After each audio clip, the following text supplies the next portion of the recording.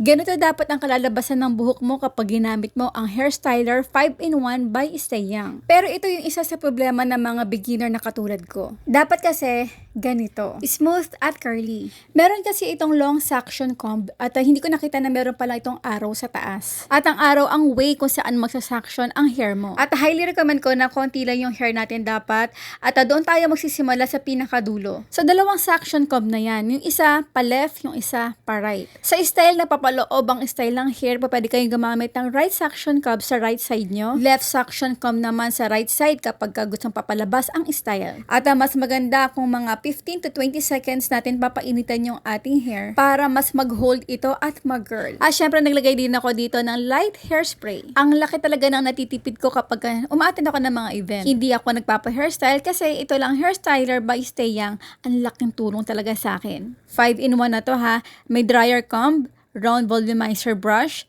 long suction comb, 2, at firm brush. So, i-comment nyo lang kung ano yung gusto kong gamitin next time sa ating video. At syempre, kung gusto nyo magkaroon nito, ilalagay ko na lang yung link sa ating comment box section or dito sa ating screen.